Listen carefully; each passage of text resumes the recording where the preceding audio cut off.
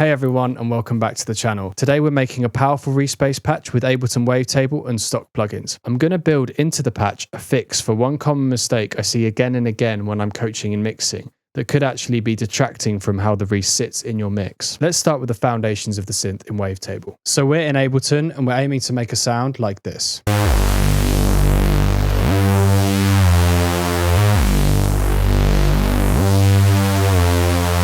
So let's get started. First thing you need to do is drop a wavetable into a new MIDI track.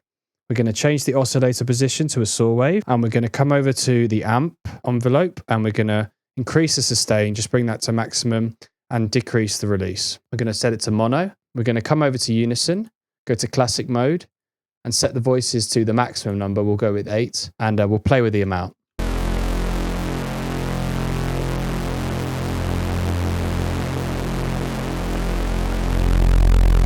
Now that sounds like a basic Reese bass, but there's already a major problem with this sound. Put simply, it's just too wide and it's going heavily out of phase. It lacks focus in the middle of the stereo field and will sound weak and lost in the mix. You can test this in two ways. The first way is to drag a utility onto it.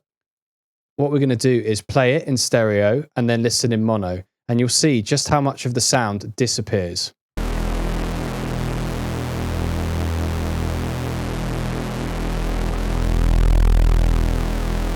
I mean, you're losing so much of the sound, and it really sounds quite weak in mono as well. The second test you can do is to look at the ozone imager, and you'll see that it's going heavily out of phase.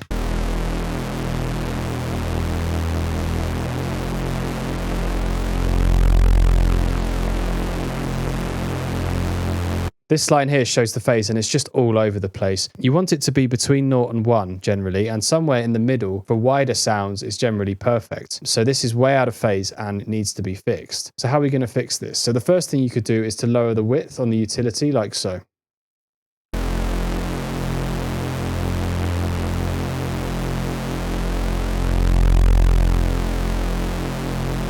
That's focused the sound a little bit more, but it's still got that problem. It's not really focused or powerful in the middle. So the best solution for this, and for a lot of wide sounds, is to add another layer. So we're going to group the wavetable, Command G, and we're going to add another wavetable into the instrument rack.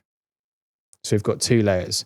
We're going to set this layer to a saw wave as well. For this layer, we're going to have no unison at all, and it's just a saw wave that's going to sit in the middle. Make sure the envelope is the same or very similar to the other. And we're going to mix this mono saw into our Reese bass.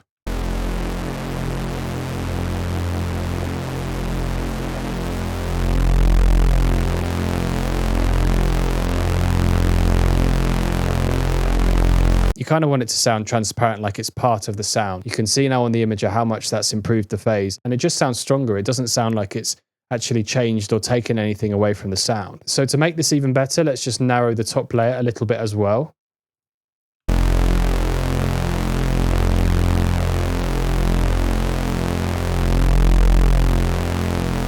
Okay, so that's a great foundation for the sound, but before we add modulation and effects, I want to add one more layer, which is some noise. So if you actually bring another wavetable in, a lot of people don't know you can get a good noise sound out of wavetable. If you come into basic shapes, go to white noise, put the position to the center. Let's put the envelope to the same as the other layers.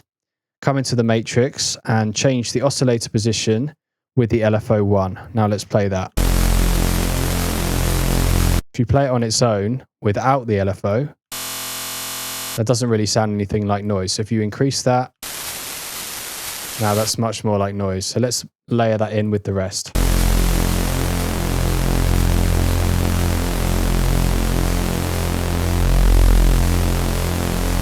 Okay, so that's sounding really good. Let's go back to the first layer, the wide layer, and start adding a little bit of modulation to get subtle movement into the sound. So we're going to come to oscillator 1 warp, and we're going to change the LFO.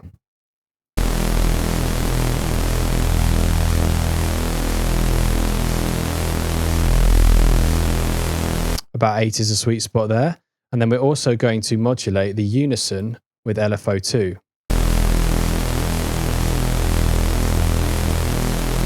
Just make sure this is a bit slower than the original.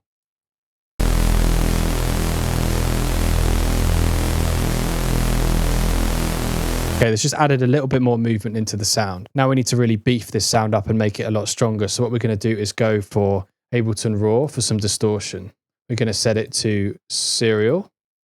stage 1 to soft clip, and stage 2 to trifold. And we're just going to blend some of these in.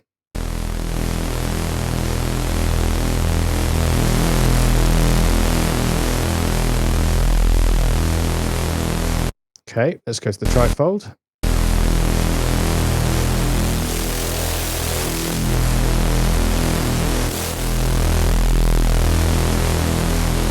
Okay, we'll just go with a subtle amount for now. But what we're going to do again to add some movement to that is to come into the LFO, map that to the amount, lower the depth. So we just want a bit of movement and a bit more distortion going through that sound.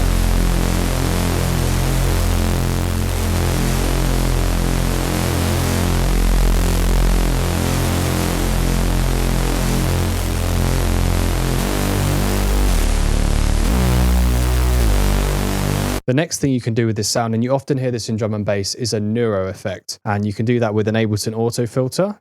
Bring that in here, set it to a notch filter, increase the resonance a bit because we don't want it too wide. Set it somewhere in the middle, bring an LFO in, and once again, we're going to move this parameter. So let's map that to the frequency.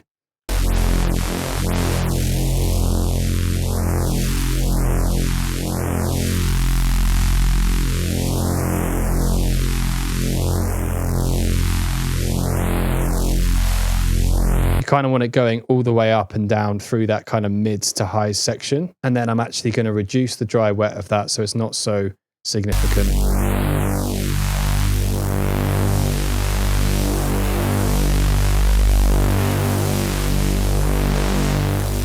Now we need to add some glide to the sound so it smoothly goes from note to note. So let's go into the first layer, set it to mono, and we're going to put 100 milliseconds of glide on that one. We have to do exactly the same with the second layer because it's going to follow the first layer and it will sound weird if we don't do that. And we can even put some on the noise. Okay.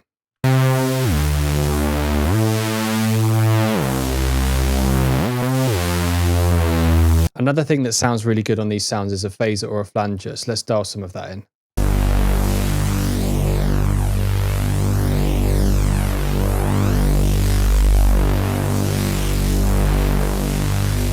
The final thing we're going to do to tie it all together is to use some reverb. So I'm going to bring a hybrid reverb into here. I'm going to set it to convolution, chambers and large rooms, and we'll go with digital chamber. So just a couple of seconds long this is, and we'll dial some of that in.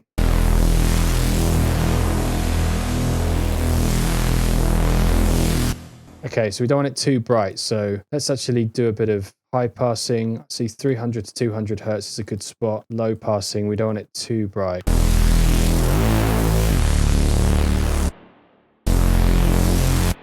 Yeah, that sounds about right to me. So anything from 500 milliseconds to 2 seconds is normally good for this sort of sound. Let's copy this MIDI over and see how we're doing.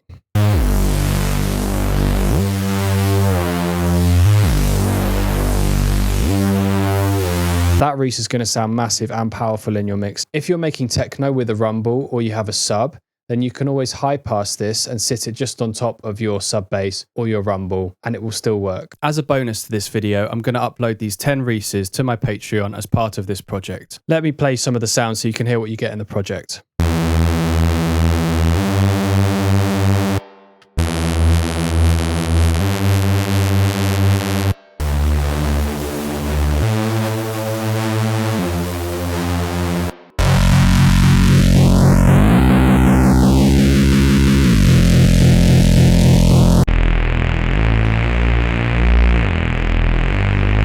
The Reeses are from my Wavetable Rave Techno pack, but the full pack has over 100 sounds. You can find that pack on my website at lawrecords.com. I appreciate all the support. Finally, I do coaching and audio services over there, so head over to the website for anything that may interest you. Thanks very much for watching.